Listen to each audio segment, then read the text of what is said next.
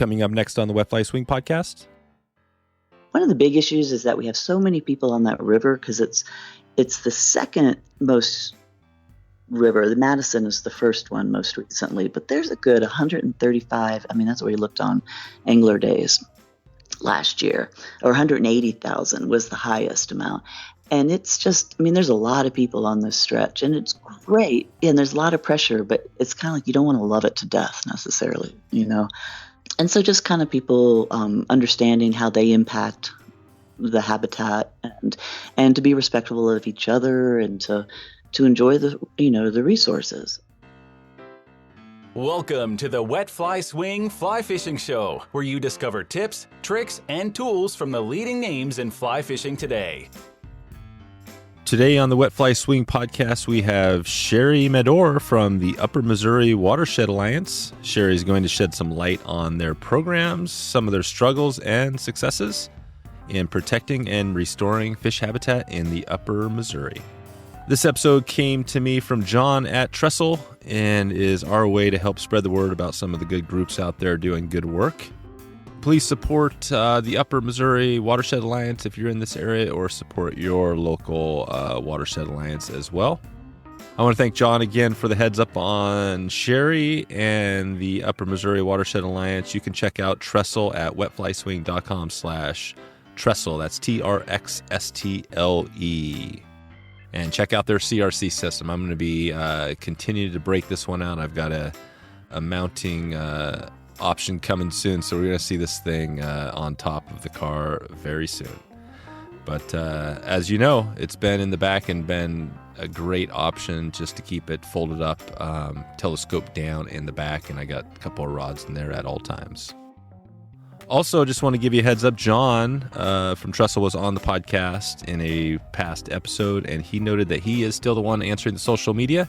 We're going to try to ping John on this one, so if you get a chance, head over to Trxstle on social and let him know you heard this podcast today and you heard about him through our little chat here. Okay, let's get into this one and get rolling. We've got a good one with Sherry. She's going to dig in. This is going to be a quick one. We kind of just touch on the surface and skim it. We hear a little bit about what they have going on, and then we're gonna move on to the next one. So check out Sherry. This one is you can find them at umowa.org.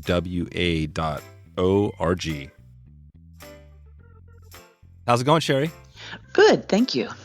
Thanks for taking a little time today to talk about the good stuff you have going down there. We connected through John Smigaj with Trxstle, and I was kind of doing checking with some folks saying, hey, who knows some good groups that we should talk to about conservation, and he brought you guys up, and so we're going to talk about a little bit about the connection of what you do up there and all that. Maybe you can just start with, and I'm not even sure, obviously we have a lot of people in the audience are fly fishermen and women. I'm not sure if you do much fishing at all, but how did you come to be involved with UMOWA? My husband had guided on the Missouri for like 25 years, and we have a cabin there on the Missouri, so I was very familiar with it, and I fished, but not to the extent of a lot of folks. And I had been involved with a noxious weed project on the Smith River, and so we were doing the same type of thing, water quality on the Missouri, and it was a good group, and it was a place we'd always wanted to work with and enhance, and we were pretty excited to join. So the board started in 2014, and I came on about 6 years ago. Oh, okay, about 6 years ago. Yeah, and what was it? So this is the Smith River. Which Smith River is that? This Smith River is one I worked on originally. That's in the Little Belt Mountains and it flows into the Missouri at the lower okay. end. So yeah, this is not the Smith River in California. No. Yeah. No. So we're looking at the Missouri River from Holter Dam to a 35-mile stretch down to Cascade, the town of Cascade. Good. And probably, I'm sure there's a number of people listening here that are familiar with the area, but maybe think of just take it high level here for somebody who maybe doesn't know that area very well. Can you talk about, I know there's a lot here, but like the Missouri, you guys are the Upper Missouri Watershed Alliance. Talk about that. What's the difference between the upper, lower, and give us a little brief rundown on kind of if we didn't have a map in front of us.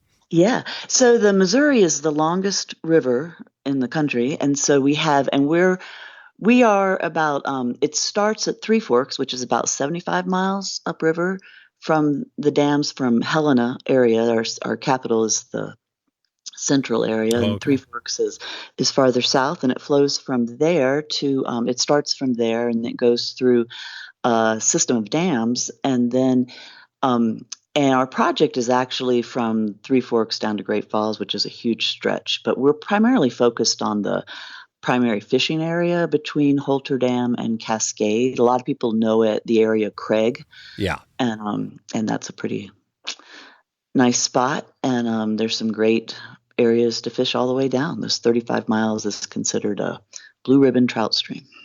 Gotcha. So basically the Missouri, I mean, talk about just the bigger picture. So the Missouri flows out of Montana, like you said, going through Helena, and then cuts kind of east, right? And goes across. Describe that a little bit. Yes, it cuts east around Great Falls, which is another like 60 miles down from the Cascade, or less than that, I guess, from Cascade, and then cuts east and goes across the state and out through the eastern portion and down a little bit further south. Yes.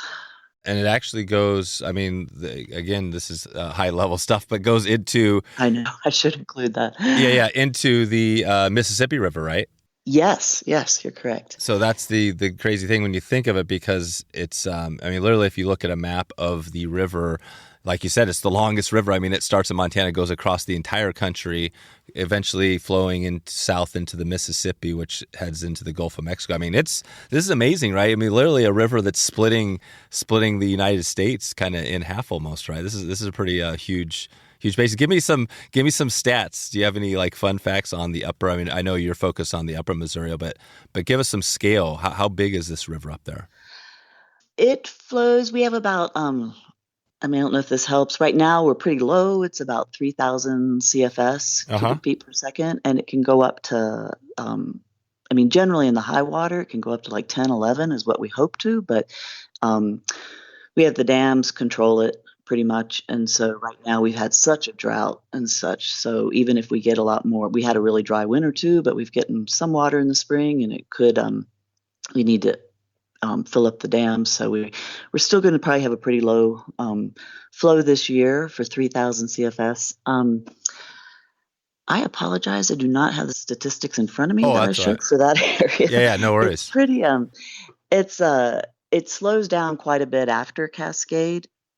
It's considered, down from Holter, it's kind of like a tailwater from the dam, it's considered. And so it's pretty cold. It stays pretty cold. The temperature is what they're regulating about the fishing access to it. If the temperature is too high, or that's when they start controlling it. But yeah, there are a lot of folks. There's no, there is some jet boats, a little bit of jet boat activity, but not a whole lot. It's mostly drift boats and kayaks, rafts, and paddle boards, stuff like that.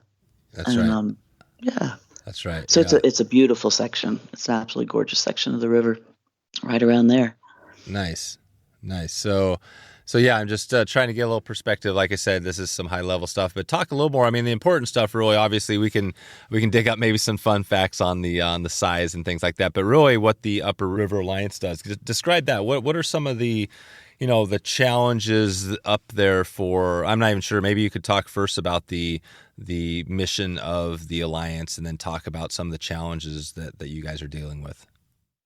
So UMOWA was established by a group of primarily guides and fly fishers who really see, I mean, it has a very great fish population right now, but they could see a lot of people are moving in this area. The droughts are causing a lot of problems. The temperatures, we're getting a lot more aquatic plants growing and stuff, so which are changing the fish habitat. There's still a lot of big fish, but not to the extent that we'd like to see. And it was established pretty much to get a baseline data, because we had seen where the Yellowstone and other areas had been impacted, and just to try to get it back to the high quality, they needed to establish what was considered a good level. I mean, what was the original level at the time? So we collected a lot of water quality samples, and we've been doing that for about 7 years now. and we do it 3 times a year. And then we've collected macroinvertebrate data about the bugs and just to see what's out there, and that's kind of shows you how the habitats are changing and stuff. And then we're also so we've put that together. This is what we're pretty excited about this year. We put that together in a health summary report. So it's going to be online, and it will be, because a lot of data is out there, but it's hard to see how to use it or what it actually means. So we're trying to put together the data from the water quality studies, the macroinvertebrate, the fish counts, the flow of the coming out of the dam, the temperature, and to put all that together in graphs and analyze so that you can kind of you can look on it on our website. We haven't put it up yet, but that's going to come up this summer. And so you can kind of see what's going on and how it evaluates and what the, how the temperature impacts the plant growth or the water quality, or how that changes the nutrients that come down, how that changes the macroinvertebrates or the water or the fish or what all's going on. So that's pretty exciting. We're hoping to make that, and our biggest effort is to make that really accessible to everybody, not just the science geeks or something, or, just something where anybody can understand and kind of mess around with it and see how it all flows. And so we're excited about that. We've done a couple restoration projects on the banks where we're doing most of it's revegetation, because a lot of it's been agriculture or either mowed down quite a bit. And so we're trying to get the plants back up there so that you'll get less erosion and less sediment. And we're also working on a pretty big project with noxious weeds, and that's on the land, but it goes up to the habitat. And that's been a good deal with getting to really work with the landowners, which is a huge issue, and to get them engaged and involved. So that's been exciting. And we're also doing a lot of trying to work with the guides and the fishermen on staying off the reds, especially because the flow is so low. All right. That the fish are breeding now, not far up the tributaries because there's not a lot of water. They're breeding down. So to kind of to people aware and to stay off the reds, and then to also to be careful about when they're taking fish out of water, making sure your hands are wet, keeping them wet, not taking them out for any length of time or anything. But trying to do an education piece on that and about trying to wash your boats and your waders so that you don't spread invasive species along the river in different areas. And so it's a big education piece as well. And a part of it is just trying to, hopefully people will understand what's impacting the river, because there's so many, everybody has their view, certainly we all do, but try to have people a better understanding of what really impacts the river, and to advocate for that river, if you're in state, through legislature stuff, or even if you're, you're out of state through your recreation dollars or your state your federal legislation, and to try to really educate people. And one of the big issues is that we have so many people on that river because it's the second most river. The Madison is the first one most recently, but there's a good 135. I mean, that's what we looked on Angler Days last year, or 180,000 was the highest amount. And it's just, there's a lot of people on this stretch, and it's great. And there's a lot of pressure, but it's kind of like you don't want to love it to death necessarily, And so just kind of people understanding how they impact the habitat, and to be respectful of each other, and to enjoy the resources. And right. Are there restrictions on the amount of people that can be like floating the river or on the river in any given day? No, there aren't in general.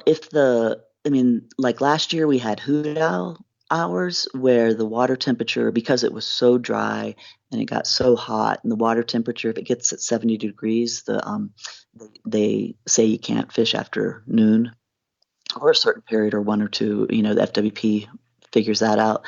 And so that went on for about a month and a half last year. And that's the only restrictions. Some of the rivers around, there's only one that's regulated in the Montana, the Smith, for number of people on it. But the Missouri tends to be, because it holds so much water, that guides come from all over the state, when their rivers are either getting blown out or because they're too low, or they're there in hoot hours and stuff. Then you get even more people on the Missouri. Gotcha. So there's probably, like a lot of things, there's a lot of different impacts. What do you think is, so it sounds like the noxious weeds is a major impact. Give us a rundown on the species. What I know, obviously trout are there a number of different species that you're focused on, or just kind of everything? Well, pretty much everything. You have the cutthroat, the brown trout, the rainbow. There is the whitefish are in there. They've caught a couple pike, which is not good because that's showing that the water's it's getting too warm. Mm-hmm. You really don't want those warm water species. There's a lot of walleye up in in the dams above, in the reservoirs above, and some of those come down. But it's a pretty darn good trout fishery, that's for sure. Yeah, no kidding. That's great. And we've had a number of people on that have talked about fishing, so we're not going to really dig into much of the that today, but I just did want to get a perspective on, what you do. And so you're there as on the board, right? You're on the chair of the board. Describe your role there and the board and how that looks.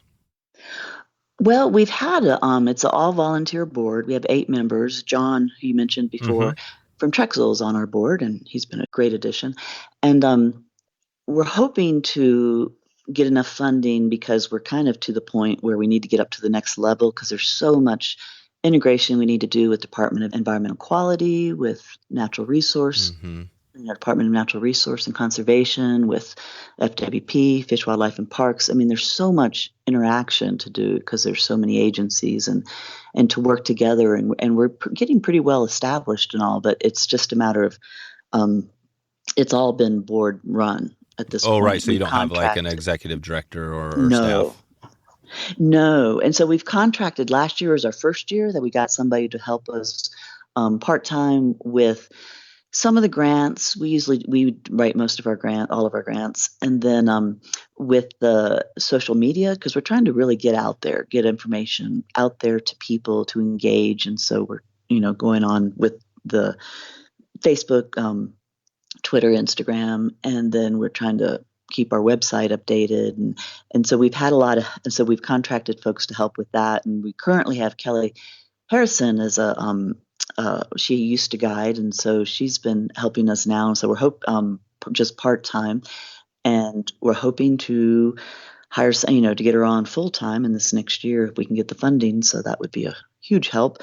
And then we can really step up to the next level. We applied for a big grant with Bureau of Reclamation. It's from, it's a federal grant, and that we'll find out in July if we get it for January. But that will help us to establish. It's a long-term process, but to hopefully get our stakeholders together to really engage the landowners, the agencies, local, state, federal, and the people who are on the river, and to really be a part of it, to establish a watershed restoration plan. So that's going to be pretty exciting if we can get that. Yeah, that's really cool. So, no, I mean, I think that is the challenge, that obviously if it's just a volunteer board, yes, that's tough to get things going if you don't have a dedicated staff. And then also, obviously you guys, I'm sure a lot of people on the board, right, have businesses and other jobs. So how do you know what I mean? That's a big challenge. But, well, if somebody's listening now, they might be from that area, they might know of you, or even around the country, or, what would you tell them? How could they help with your mission or with your group? Well, to come and check out our website, and we're always trying to improve it, so definitely keep coming back to it. Sign up for our newsletter, and that you can do that on our website, or check us out on Facebook, Instagram, and we do a raffle. We're doing an online raffle, so that can certainly help with funding, or donations could definitely help. If you're local and you're really interested in it, and not even just local folks, because we do have some folks from around the country, but who are interested on being on the board, or have some resources they think would help us. I mean, of course, funding is always helpful. Yeah. And ask questions, and and engage, and certainly ask questions, see how you can. I mean, we want this information to be usable, to be people to understand it and to share, to be an advocate for the river, for the systems all over the place, but particularly for this river, and to share that with people you know. Yeah. What are on the river itself? So the Missouri is obviously a big name. Lots of people talk about the Missouri. Are there other tribs to the Missouri, other rivers in that name that are equally big that you're all focused on? There are tributaries that come into the Missouri from our areas. As Stickney Creek, it's kind of small, and Dearborn, of course, is. I don't know if you're familiar with that. And then down below, kind of Cascade, but we do still work with the Smith River is a big river right now, and they have a lot going on there with the mine, with the potential mine, and the and a lot, and it's been very low water there, which has been too bad. But and then the Sun River comes down below us. There's a watershed group there that we work with a lot, but that comes down right into before Great Falls. So and then so the Three Forks that come into that make the Missouri are the Jefferson, the Madison, the Gallatin. Oh, right. Yeah, gotcha. Those have all their issues themselves, with Bozeman and Big Sky and all that coming down. So they have watershed groups, which has been, great, and it's good. We're all working together. And that's a big part of it is communication, and then really engaging the landowners and the people that are on the river to be respectful of the resource. Yeah, that's right. What is so it sounds like your day job or whatever you do for your line of work is as an attorney. Is that the case? Yes, I've kind of retired. I had the past 5 years, I haven't been working as much as an attorney, and I have been doing some other projects. We have a couple rentals on the river. We have, just kind of a broad stuff that we're doing. How is I'm always interested in it's like the attorney, right? You're I'm just curious, just on my own curiosity. What line, like what did you do? What was your job there? What were you doing? I had started out, my undergraduate was agriculture. So my interest was agriculture law, natural resource law. And I worked with that, ended up kind of doing stuff everything between child protection to, border horse racing. I was attorney for a while, and then came back into the agriculture piece of it, and worked a lot with the Smith River and with all of those, a lot of it with the nonprofits and small business.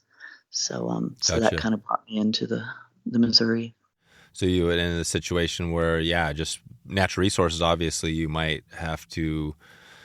I always get that picture, right? You hear these things where occasionally folks are going to court over sort of natural resource law, issues and things like that. Is that something you had to deal with ever? Where you're? I did some stuff with easements, but I didn't.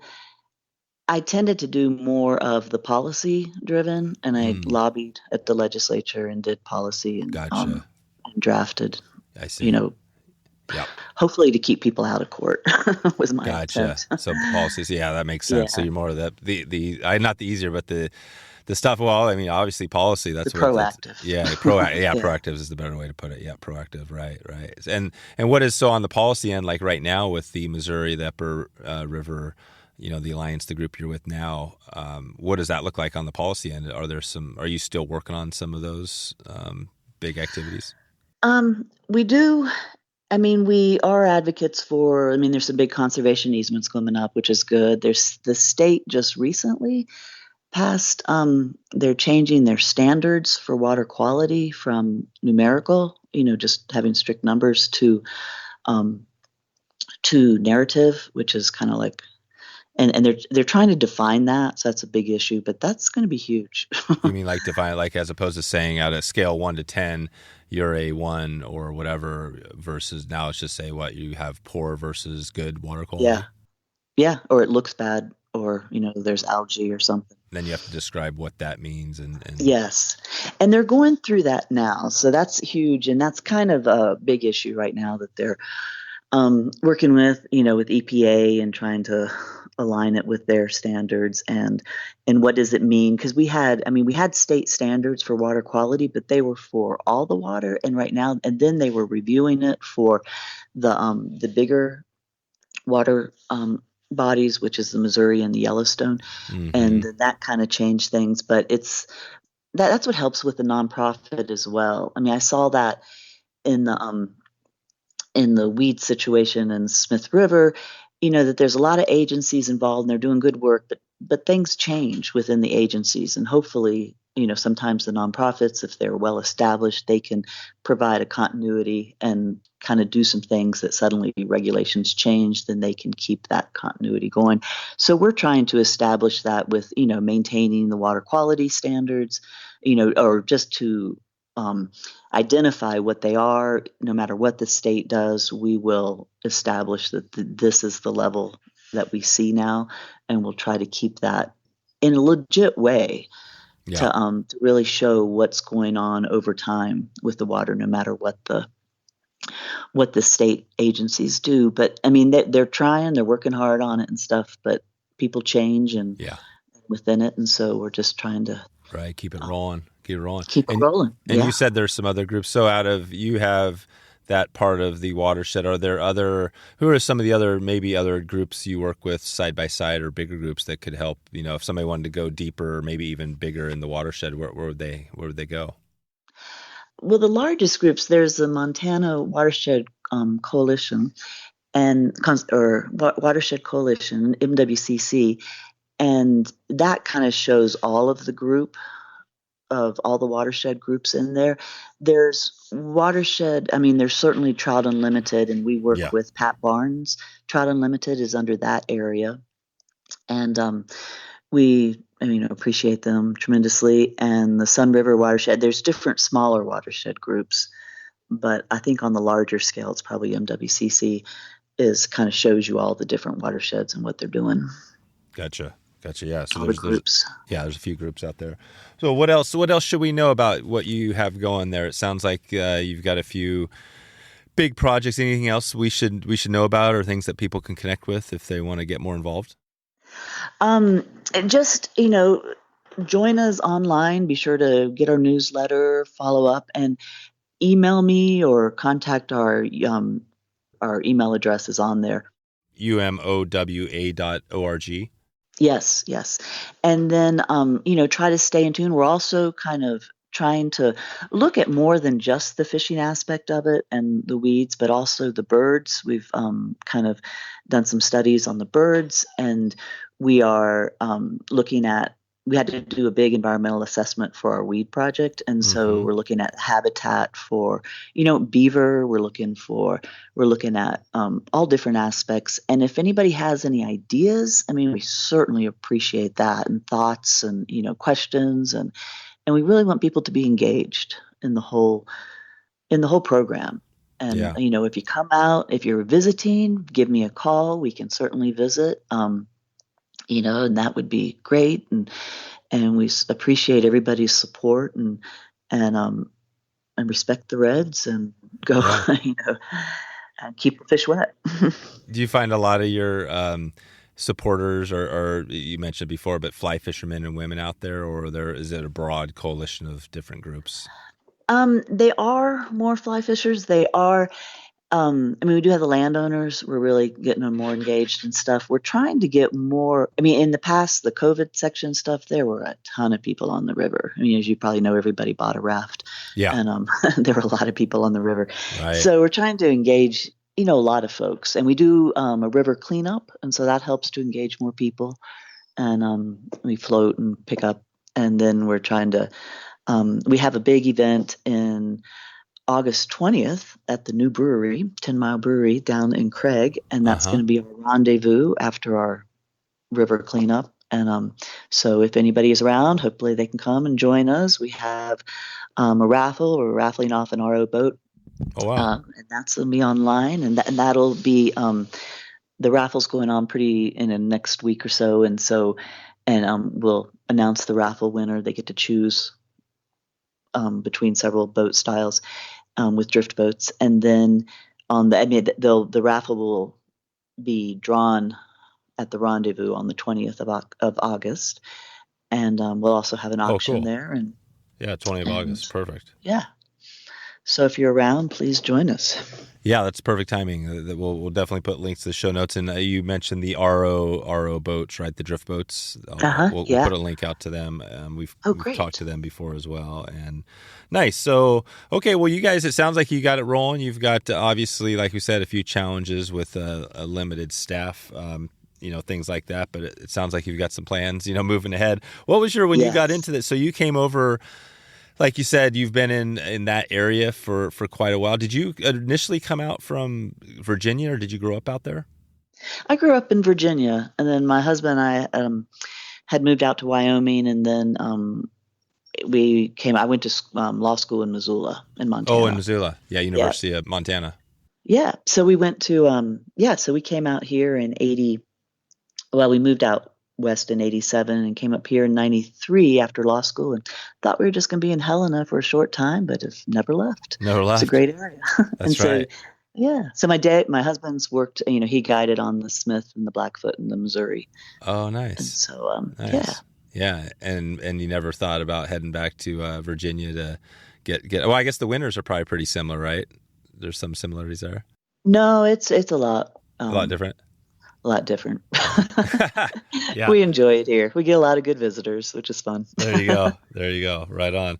All right. Well, I think, it gives us a little taste of, I just want to touch base as we do these, a little bit of this conservation, kind of check in with some of the groups out there. So if people have questions, we will definitely direct them over to umowa.org. And you said it's UMOWA. Is that how you guys say it? UMOWA? Yes, UMOWA. It's kind of Mo. I mean, the O is different because the Upper Missouri Watershed Alliance, but it's Mo is kind of the the Mo. Exactly. The Mo. It's Mo everything out there. That's right. Nice. All right. Well, unless you have anything else, I think we'll leave it there. And like I said, we'll kind of give a shout out again to John. I think is he the secretary on the board? Yes. So he's coming on his second year, and he joined us last year, and he's just been a tremendous asset. Cool. And Trxstle has supported us in a lot of ways, and really appreciate him. Yeah. Who else is on? You have like a 6-person board, something like that? We have 8 members on the board, and so we have our vice chair is Bill Ryan, and he grew up there. He has a place right in Craig, and he's from Butte, but he has a place in Craig, and he's been there since a little kid. And he's a retired Northwest Energy employee. And then we have Jay Erickson, who had been with the Land Reliance for many years, and which was a big conservation easement organization in the state. And so he's been a great asset. And then we have Joe Kirkfelt, who's had a place out there since he was a kid. It's kind of fun to see their history between he and Bill about the whole history of the area and how it's all changed. But they're great resources. And then and they know everybody. And then we have Pat Hunter, who's been he's been in Wolf Creek, that area, for a long time. He was one of the founding members of it, as well as and then we have Alan Shaw, who's a retired doctor from Alabama, who has a place in Big Sky and in Craig. And so we are, and John Chafee, who is a guide, who's guided there forever. He's a teacher in Helena, but he's been a guide on the Missouri for a long time. So it's been pretty good. We've enjoyed our board. They work well together, and they're hardworking, and it's been great. Yeah. When was it? I'm not sure if I missed that earlier, but when was it founded? 2014. Oh, yeah. So this is fairly recent then, not too old. Yeah. I mean, I guess, almost, going on 10 years pretty soon. That's a decent amount of time, a decade. But, and it was a lot of the guides who had started it to begin with. And so it was just like, I think it'd been a labor of love for a long time, and they wanted to really organize and start to collect data was the basis to begin with. And so it's it's evolved, but we're pretty proud of how far we've come and what we're doing and how far and what we think we can accomplish. So there you go. And do you do any fly fishing yourself? I do. I used to do a bit more, and my kids kind of took over, but they're all, it's a fly fishing family for sure. There you go. There you go. That's really cool. So everybody's and the kids are how old? 20 and 24. Oh wow, yeah. So they got So their they're own. out and about. Yeah, and they're all they all fly anglers? Yes, they did. They grew up in fishing camp on the Blackfoot. Oh right, because like you said, and your husband was a guide. Yeah, so so it's kind of fun. They've gone in different directions, but they always have that fishing as their base, which is good. All right, good deal. Well, I got to ask you one random one before we go out of here. Okay. So you've got you've got this experience, obviously, as an attorney. If you didn't go into that field, it sounds like conservation and things like that were pretty important to you, and that was like your career. But if you wouldn't have done that, what else would you have kind of gone pro in, or what would have been your secondary field of study? I do like the business stuff and all, but I have a heart is horses. Oh, really? Oh, cool. My heart is probably in horses. A lot of it is, and my daughter shares. So I kind of live vicariously through her right now with the whole horses and stuff. Nice. But a lot of, I do enjoy the nonprofit stuff, and I kind of diverged for a little while when I was working for the court with the child protection. So that was interesting in the public service. So yeah, there's a lot of good things out there. Right on. Well, it sounds like is that a dog in the background? It is. I apologize. He's kind of mad that I locked him out. No problem. Well, I'll let you get to the dog. What's the dog's name? Oh, we have a few. This one is Izzy, Homer, and Chester are inside. All right, good. Well, Sherry, I'll let you get to the dogs, and just wanted to say thanks for spending a little bit of time here and shedding some light on the group here. And we'll send everybody out to the website, and I'll put links in the show notes. And we want to thank you for your time. All right. Thank you. I appreciate your interest and your help in helping us spread the word. So there it is. The Upper Missouri Watershed Alliance, wetflyswing.com/332. 332 will get you all the links and some of the stuff we talked about today. I got a listener shout out before we get out of here. Jeremy Nolan. Jeremy sent us a DM on Instagram. And I checked in with Jeremy, and he is actually in the southeast part of the country, part of the U.S. He loves coffee, good beer, and fly fishing. That actually sounds like somebody I know pretty well. So cool to hear that you're checking out the episodes and enjoying what we're putting out. If you want to connect with me, you can do that easily, just like Jeremy did. Send me a DM on Instagram or anywhere on social, or you can send me an email, dave@wetflyswing.com. Would love to hear from you and hear what episodes you want to hear coming up here as we move into the future. We're heading off into the sunset right now. It was a good day. It was a good afternoon, and it's going to be a good evening. Crack that can. Let's have a nice beverage for the evening. And just want to check, have you subscribed to this podcast? If you've been enjoying this at all, it's the best way to make sure you get updated when that next episode goes live. And we've got a good week. This is just kicking off the week. We've got, as always, pretty much, in fact, I'm not going to say this is the most epic week of all time, but it might be. We got Ross Purnell coming up here this week in a couple of days, and he's going to dig into fly fishermen, maybe one of the longest running, largest fly fishing magazines out there, and a big one on Thursday. I'm not even sure I want to announce it yet. I'm not going to announce it. I'm just going to say that if you are not super young, what is it, Generation Z? If you're a millennial, actually you might even know him if you're even young, because he's got some stuff going on. But we got a big star coming on Thursday, so stay tuned, and I can't wait to share that one with you. This is going to be a fun week to get this all going, and I'm going to keep it as a surprise for now. Okay, I'm heading out of here. I want to thank you for your support. Looking forward to catching up with you. Hope you have a good evening, good morning, or good afternoon, wherever you are. I hope to see you on the water soon, or maybe catch you online. Thanks for listening to the Wet Fly Swing Fly Fishing Show. For notes and links from this episode, visit wetflyswing.com.